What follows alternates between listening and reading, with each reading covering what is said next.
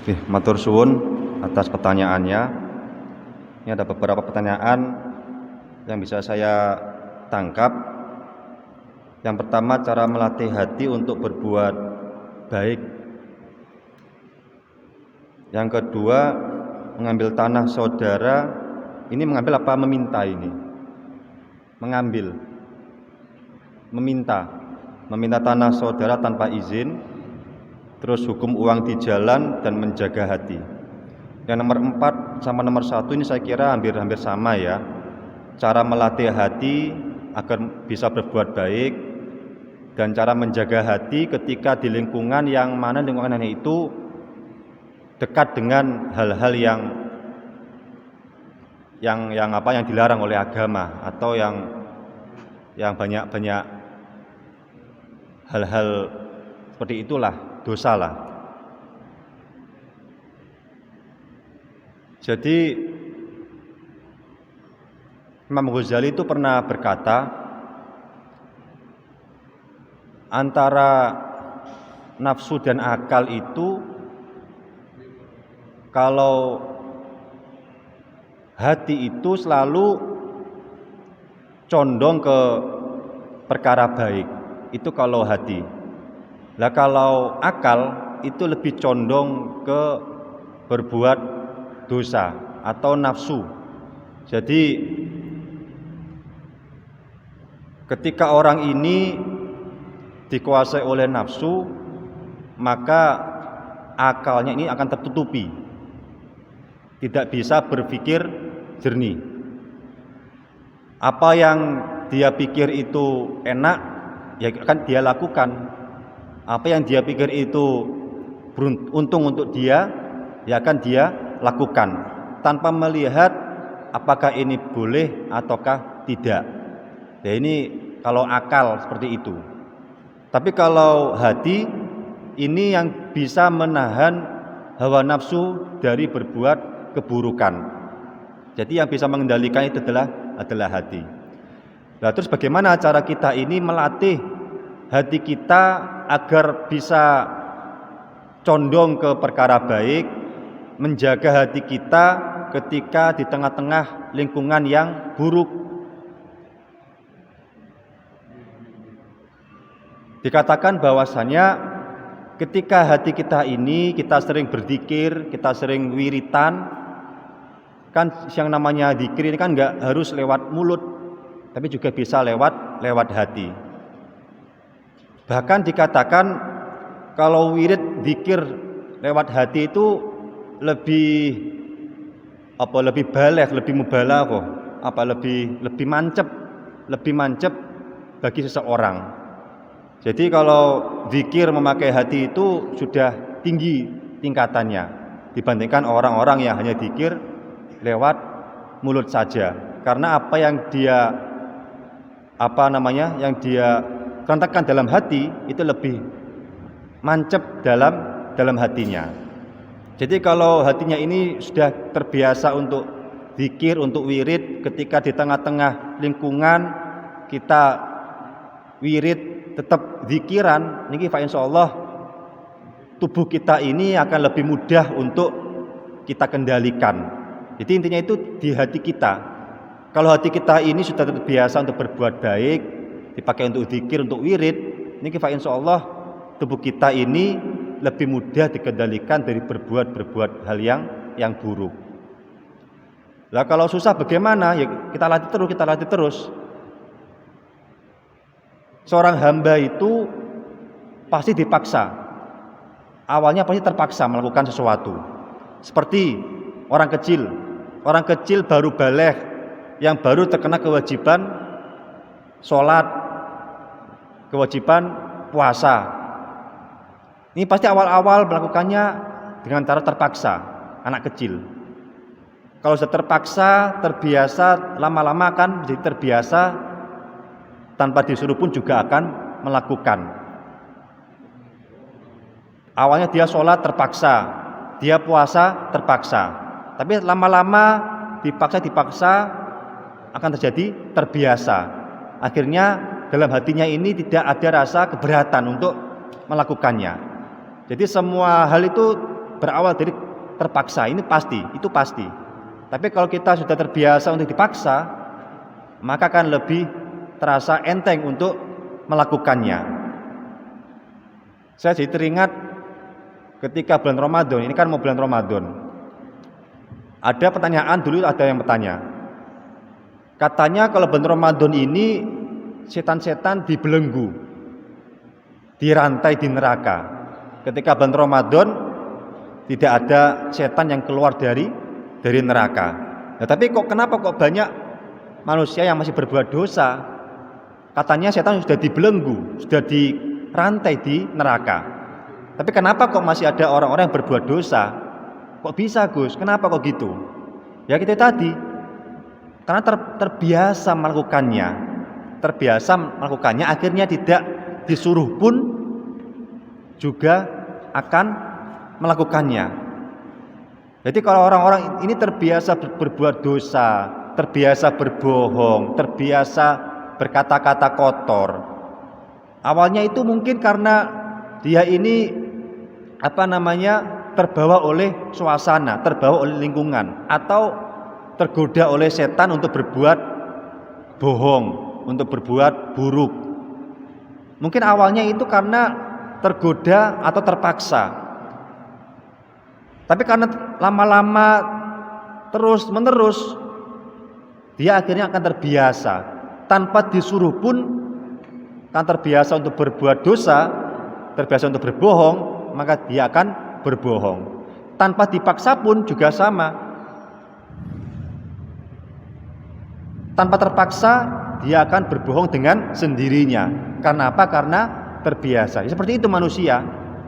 Manusia kalau terbiasa untuk berbuat dosa, terbiasa untuk berbohong, untuk berkata kotor, meskipun nggak ada setannya, ya tetap dia akan berbuat bohong, akan berkata kotor. Karena apa? Karena terbiasa. Jadi tanpa ada setan pun juga akan berbuat bohong, akan berkata kotor. Jadi jangan salahkan setannya, sudah di penjara kok masih bisa berbuat dosa. Ya kasihan setannya, sudah di penjara nggak apa-apa kok malah disalah-salahkan. Ya kita sendiri yang terbiasa untuk berbuat dosa. Jadi segala hal itu berawal dari keterpaksaan, dan kita harus memaksa diri kita. Lama-lama akan terbiasa. Hati kita paksa untuk berbuat baik, kita paksa untuk berzikir, kita paksa untuk zikir. Memang awalnya berat, akan terpaksa. Jadi kalau lama-lama kita lakukan terus-menerus, akan terjadi kebiasaan. Tanpa kita paksa, tanpa keberatan, kita akan otomatis berbuat berzikir, berwirid dalam hati kita. Jadi semua itu dari keterpaksaan, kita paksa dulu, baru kita akan terbiasa. Jadi itu untuk melatih hati dan untuk menjaga hati. Kemudian yang kedua, mengambil tanah saudara tanpa izin. Ini tanahnya tanah saudaranya ya, atau tanah punya saudara dari apa? Dari warisan apa dari apa? Dari warisan. Jadi pembagian warisan, kemudian saudaranya itu mendapatkan bagian tanah tersebut seperti itu ya.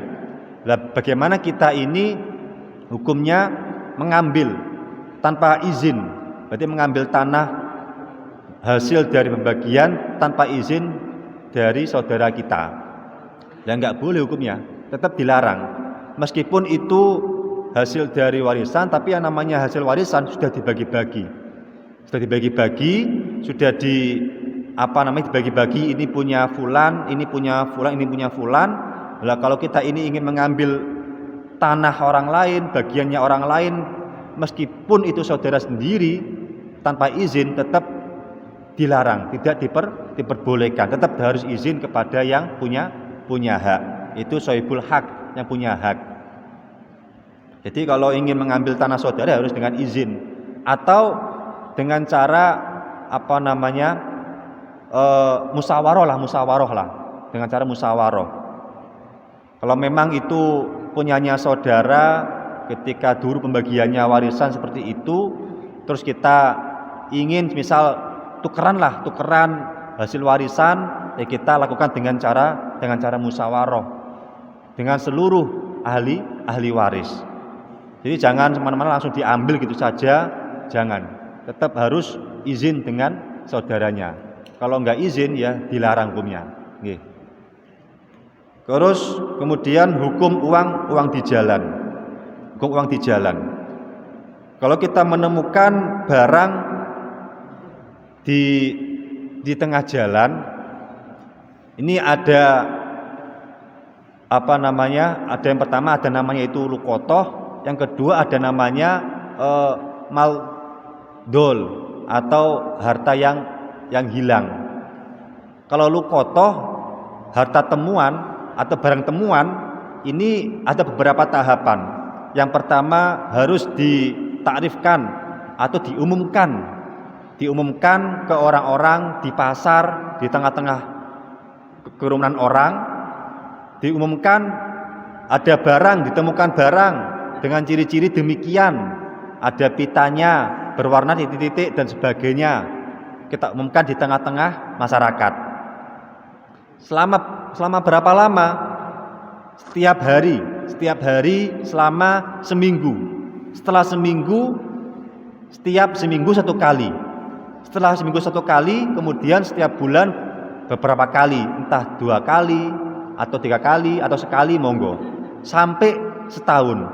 Nah setelah setahun diumumkan, diberikan pamflet pengumuman, ditemukan harta bla bla bla bla bla. Selama setahun nggak ada pemilik yang datang, maka menjadi haknya yang menemukan tadi itu. Boleh dipakai oleh orang yang menemukan tersebut.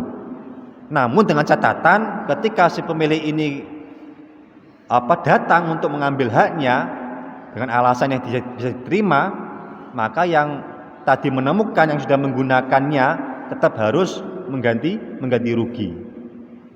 Ada juga yang dikatakan maldol, yaitu harta yang hilang atau tersia-sia, yaitu mungkin orang tersebut ini memang sengaja meninggalkannya, atau ada zon di hati kita bahwasanya orang yang punya ini pasti ridho, orang yang punya harta ini pasti tidak masalah ketika uang ini untuk maslahat, untuk infak semisal.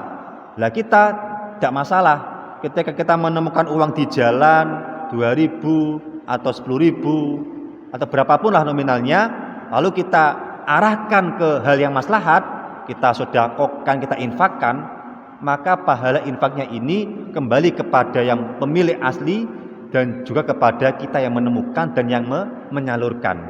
Jadi kalau kita tasarufkan, kita arahkan ke maslahat, infak, sedekah atau zakat, ini diperbolehkan.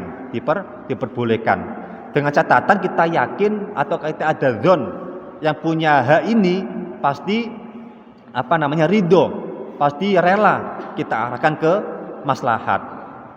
Namun yang tetap sama, yang tadi itu lukotoh, kita harus menyiapkan. Kalau semisal yang punya hak itu datang ke kita untuk meminta haknya dia, kita harus bisa memberikan sebuah ganti rugi atau jaminan, tetap harus ada domannya. Jadi kalau kita arahkan ke hal yang maslahat diperbolehkan. Namun dengan catatan ketika pemiliknya ini datang ke kita untuk meminta haknya, ya kita harus siap-siap untuk memberikan ganti rugi atau doman. Atau kita arahkan ke tempat dia mengarahkan ke maslahat tersebut, ke infak atau ke masjid, ya kita arahkan ke sana. Jadi kalau kita arahkan ke hal-hal yang maslahat ini diperbolehkan, monggo. Justru nanti pahalanya untuk yang punya mal dan juga untuk kita yang menyalurkannya. Jadi monggo nggak apa-apa. Kita menemukan uang di jalan, kita arahkan ke infak sedekah, itu diperbolehkan, nggak apa-apa. Nggih. Ya mungkin itu dari saya.